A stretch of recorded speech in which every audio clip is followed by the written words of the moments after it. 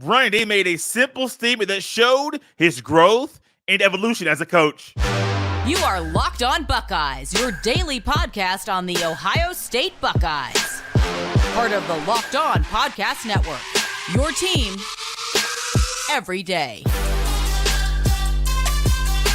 Is it just me, or does it seem like this week's going by really, really fast? I mean, it's hard to believe we're already to Thursday. Only one more day left of shows this week, and I'm glad to be here with you today talking about the Ohio State Buckeyes. Welcome in, Buckeye fans, to a Thursday edition of Locked On Buckeyes here on Thursday, February 8th in the year 2024. I'm your host, Jay Stevens, also the host of the Jay Stevens Podcast, and today's episode is brought to you by FanDuel. Make every moment more. New customers, join today and you'll get $200 in bonus bets if your first bet of $5 or more wins. Visit FanDuel.com/locked-on to get started.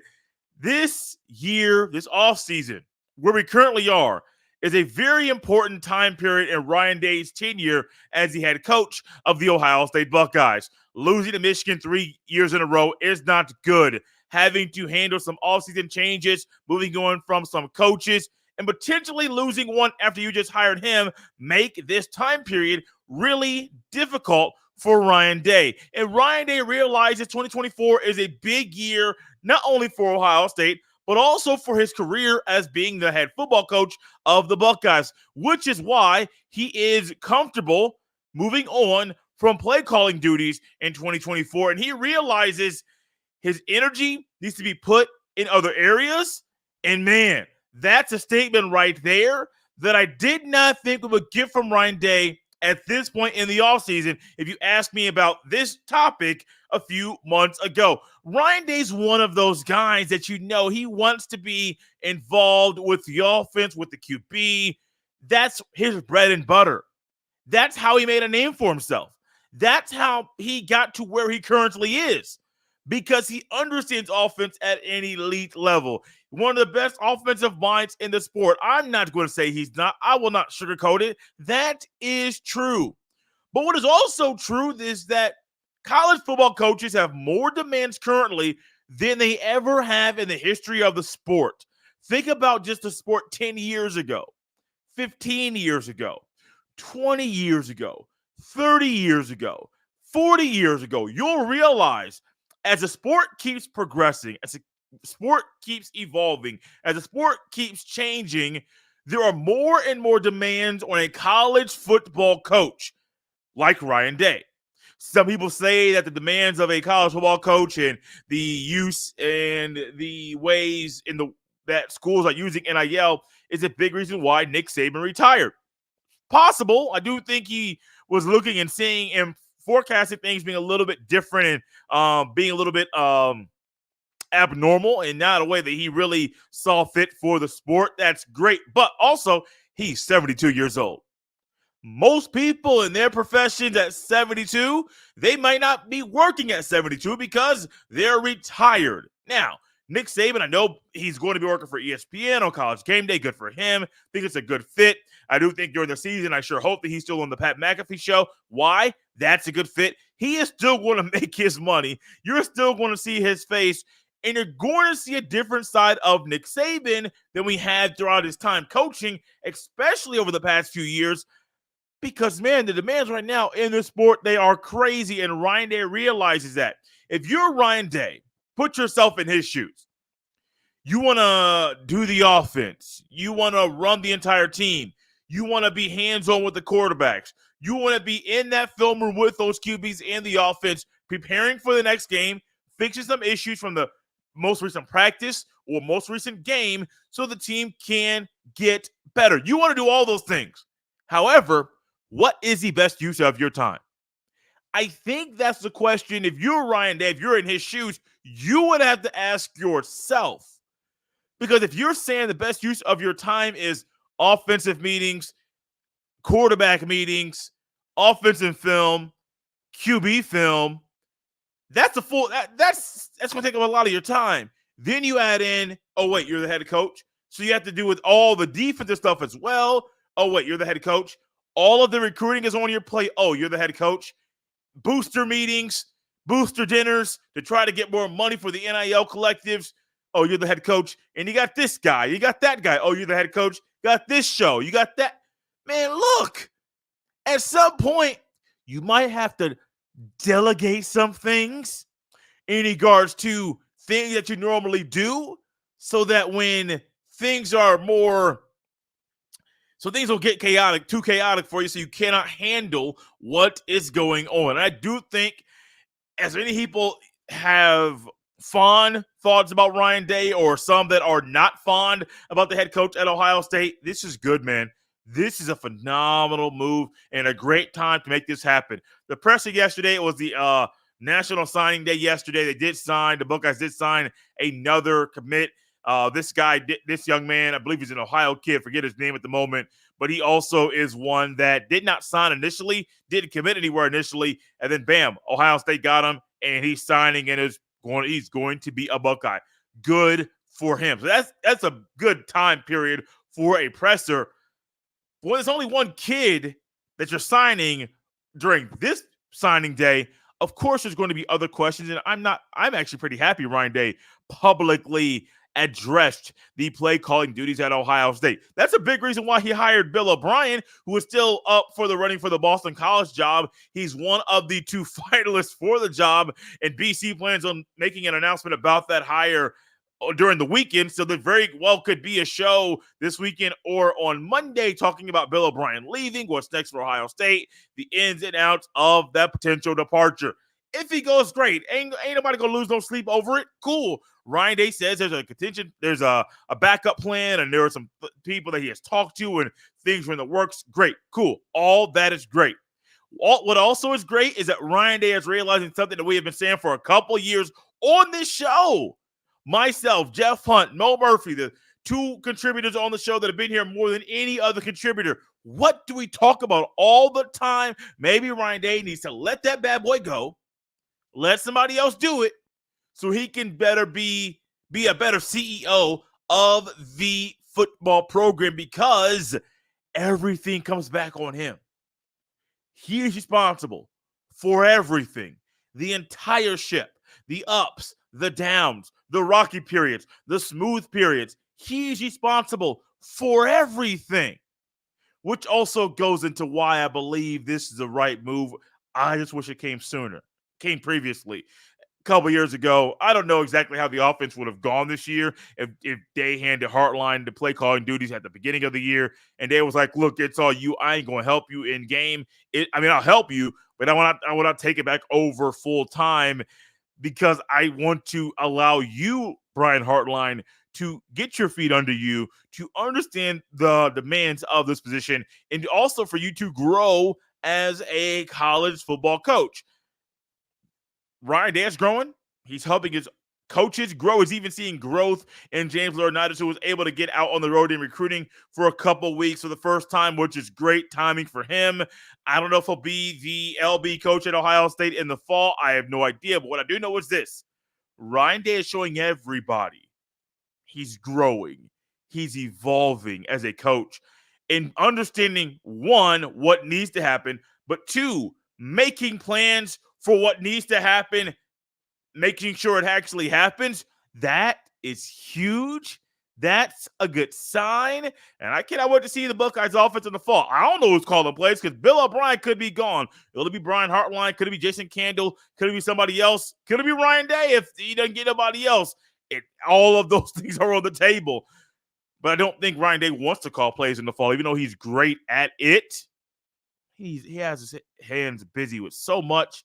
Let somebody else take that responsibility, delegate that thing, which I do believe will make Ryan Day a better football coach. Will Ryan Day take a page from Urban Meyer's playbook when he hands over the play calling duties? We'll tackle that topic next on Locked Up Buckeyes. This episode is brought to you by FanDuel. Happy Super Bowl to all who celebrate, like yours truly, from FanDuel, America's #1 sports book. If you're like me, Super Bowl Sunday is all about scoring the best seat on the couch, grabbing your favorite football snacks, and placing some super bets. FanDuel has so many ways for you to end the season with a W or two, or maybe even 3. Not only can you bet on who will win Super Bowl 58, but FanDuel also has bets for which players will score a touchdown, how many points will be scored, and so much more. New customers join today and you'll get $200 in bonus bets if your first bet of $5 or more wins. Just visit FanDuel.com/LockedOn to sign up. Once again, go to FanDuel.com/LOCKEDON. Make every moment more with FanDuel, an official sports book partner of the NFL. Locked On has launched the first ever national sports 24/7 streaming channel on the YouTube. And now you can also find it on Amazon Fire TV. Locked On Sports Today is here for you 24/7, covering the top sports stories of the day with the local experts of Locked On Plus, our national shows covering every league. Find the Locked On Sports Today channel now on Amazon Fire TV, brought to you a part of the Locked On Podcast Network, your team every day. Ryan Day had a great relationship, and I still believe he has a phenomenal relationship with Urban Meyer, the former head football coach at Ohio State, the last head coach at Ohio State to win a national championship, and he's won at Florida. Actually, one of those natties who beat Ohio State in that thing. He's a Hall of Famer. I mean, he's learning from one of the best coaches in the game of all time. Ryan Day was able to learn from him for a couple years before Ryan Day took over as the head coach at Ohio State. And one thing Urban Meyer did, he did at times hand over the play calling duties to somebody else. But I remember there was a time Urban took play calling duties back because things are not going well on the offense. And should Ryan Day have that same mindset in game when things might not go the way that they should go? I think that's a good backup plan, but don't make that the thought and the main focus when you hand over the play calling duties. At first, the first sign of chaos, or the first sign of confusion, or the first sign of a catastrophe, alliterations going on a Thursday, don't take over, man. You got to let the coach grow. You got to let the coach do what he does. Especially if it's a newcomer. If it's Heartline or somebody that's new at the play calling duties, one, I don't think Ryan Day is going to go down that path. I do personally believe he's going to hand that over to someone who has previous head coaching experience, is a phenomenal offensive mind, and knows how to organize and orchestrate, still on the alliteration path, an offense year in and year out. Has a proven track record of doing that very well, which is why Bill O'Brien made a whole lot of sense. Now, some people might say he didn't have success. Ryan did said he had success. I said he had success. His resume said he had success. So no matter what people out there, the naysayers, I can't really say naysayers no more after hearing Reese Davis say, let a naysayer know. I'm not trying to go down that path to say what I thought he was going to say, but every time I say naysayers, it has a different context and thought in my head after hearing Reese Davis say that thing on January 1st, Rose Bowl game day. Wow. But anyways, you can't let those naysayers say things and do things that get you to get off of the path and the plan. Still alliteration on a Thursday. I don't know why I'm so hype over that. Don't normally do that here on the show, but man, if it's flowing, let that bad boy go. Don't let people that are discrediting you and are trying to throw darts of disbelief at you, don't let those people get your attention, because if you do, buddy, it might be the downfall, not only of you, but of the offense or the team in that season. The one comfortable thing about Ryan Day here is that if he does have to call plays again, he's recruited the players. He knows what they do well, knows their strengths, knows their weaknesses, sometimes better than any other coach on the staff, even the position coaches. So, hey, Ryan Day, if this is the move you got to make, cool, great. That's phenomenal. That's amazing. Here's what is also amazing. The fact that Ryan Day is evolving as a coach. Now, one of the weird things about me when it comes to things I've done previously, let's go back to the car sales job I used to have for 4 years now. I had it for almost 4 years. Almost 3 years, selling the cars, and there were ups, There were downs, but there was a time period, man. Whew, your boy was slinging them cars, man. You come in, you talk to me, you leave with a new set of keys. Might trade your bad boy in. Why? Some say it was a gift of gab.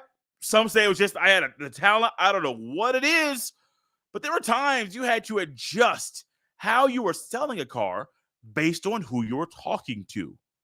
Almost become a chameleon. That's one of the things they taught us in sales training. Did a week-long sales training course and then had a week-long sales training course. And I actually got, so like, it was a week-long sales training course offsite, away from the dealership before the first day of working. And then there was on-site 1 week of in-house training after my first day. On my very first day was more training. Then you get out there in the car lot, staying out there, you get you an up, which is a customer. Not sure why they call it an up. I don't know who came up with that term, but hey, man, wait for an up to come in and you start talking to them. And it could be somebody that comes in with a truck that's lifted. It could be somebody that comes in with a diesel truck that they just bought a year ago. They're trying to get out of. It could be somebody coming in trying to buy a brand new Nissan Altima. They're popular cars. Could be somebody trying to come in to get a Nissan Rogue, or may it be a Pathfinder, a 3-row vehicle because you got a bigger family. Also, you got those passenger vans, 15-passenger vans. I call them church vans. It's Nissan's version of it. It's long, seats a lot of people, just like a church van did. Or does, excuse me. Whatever it is, you have to adapt. You have to adjust to who you are talking to, the person you're trying to sell a car to.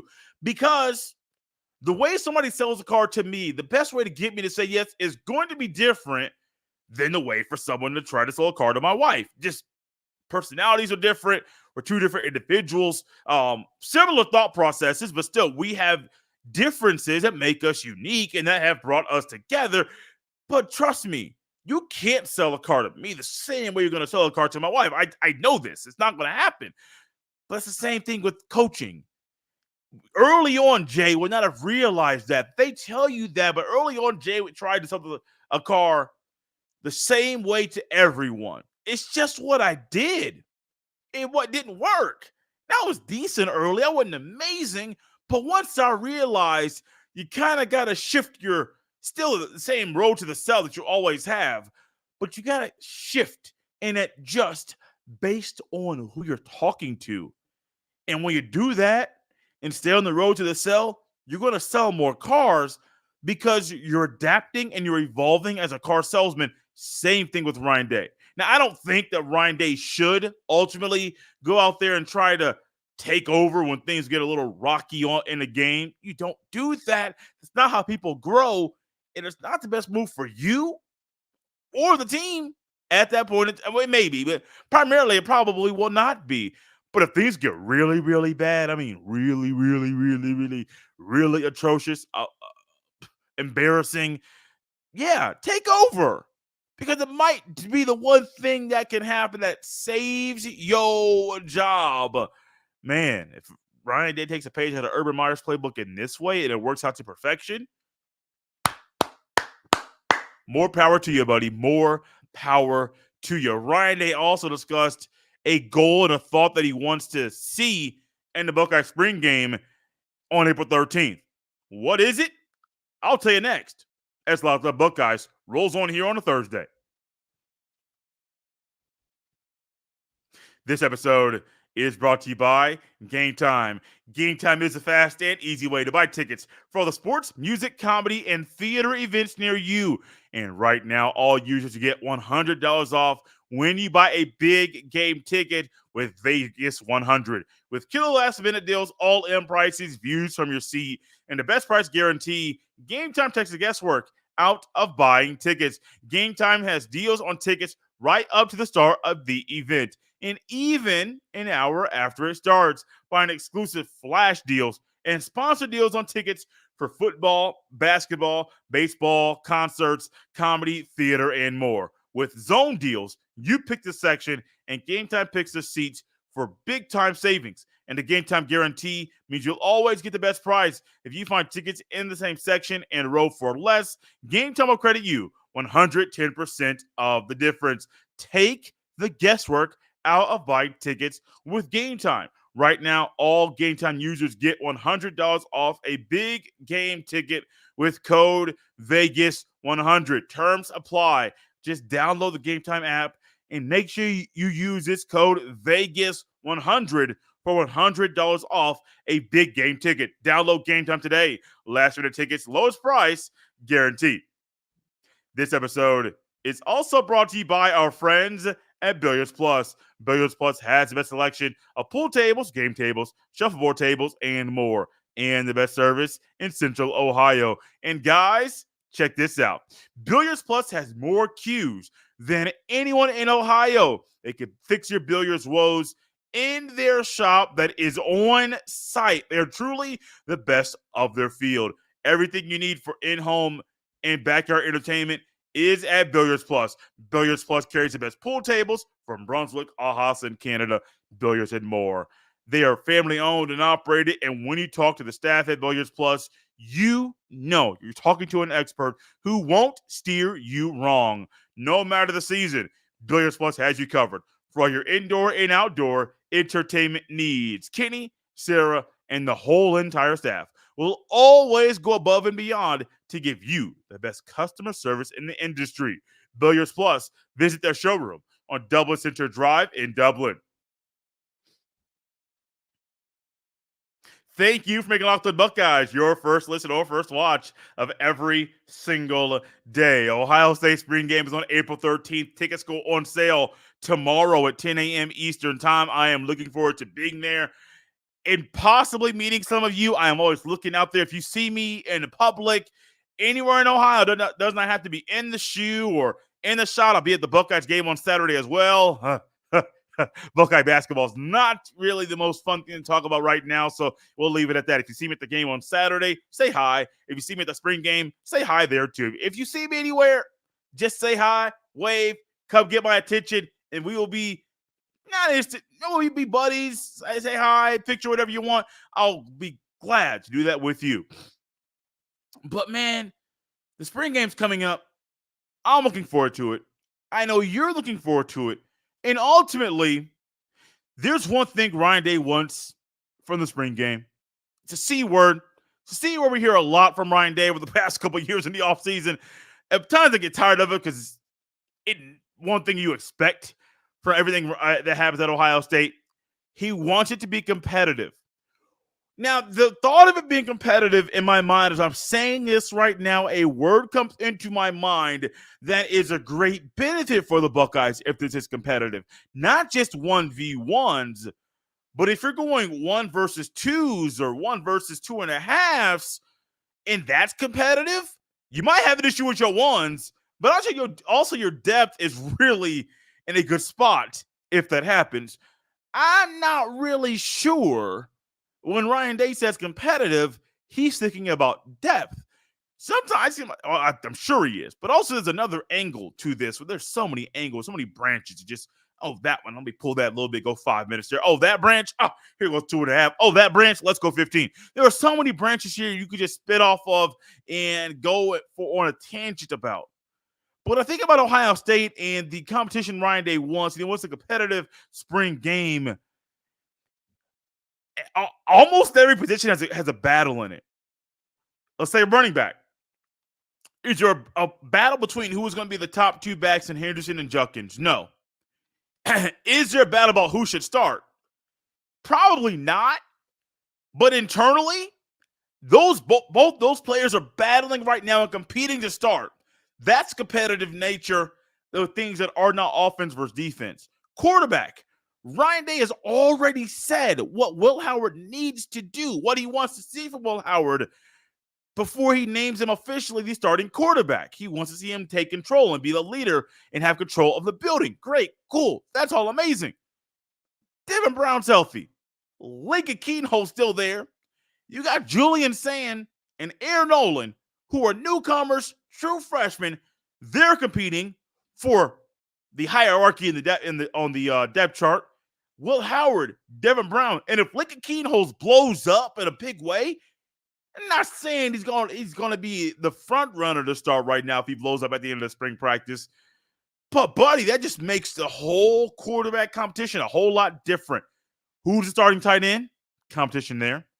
Who's your starting right guard or right tackle and center? Competition there. Outside of Emeka Ibuka, will it be Emeka Ibuka, Carnell Tate, Brandon Ennis? Will it be Ibuka and Tate and Jeremiah Smith? What competition? D-line, you ain't moving none of those guys. Linebacker, competition. Secondary, yeah, that is set. Now, one thing that's not set is Sonny Styles.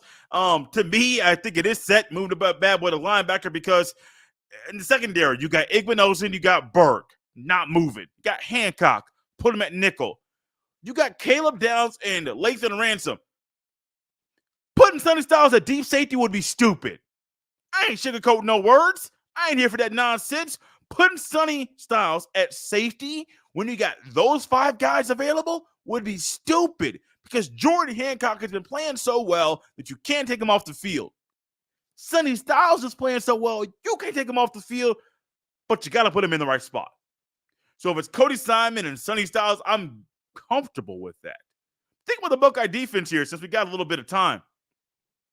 Ty Hamilton, Tyleik Williams, dogs at both D-tackle spots.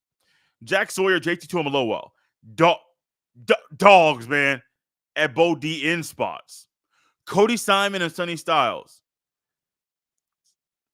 Cody, cool. Haven't really seen Styles at linebacker, not at that level of linebacker at all. Cody Simon may have been the best linebacker at Ohio State last year. And then you got Igbenogson and Burke on the outside. You got Hancock at nickel. You got Caleb Downs and Lathan Ransom. Y'all, this might be one of the best defenses we've seen over the past 5 to 10 years in college football. If that happens.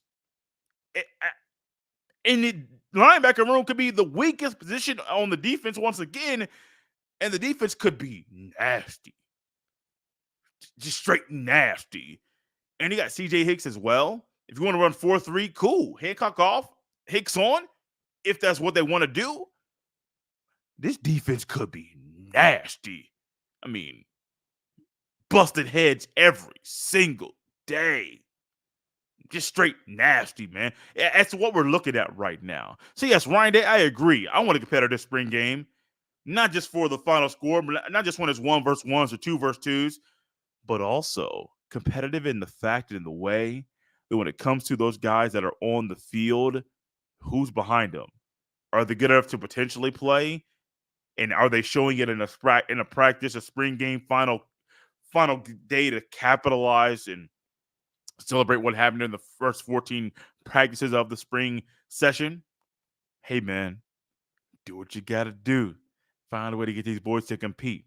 Because, 1, it accomplishes your goal. But 2, it makes the Buckeyes more prepared for the season in the fall. And I say that because Buckeyes team is loaded. One of the best rosters in the country. If you're competing and if you're getting better with those guys, you should be able to roll through over half of the schedule in the upcoming season. Guys, out of here on a Thursday. You can follow me on X at jstevens07. You can send all of your emails to jstevens317@gmail.com. We're out of here on a Thursday, Buckeye fans. We will see you next time.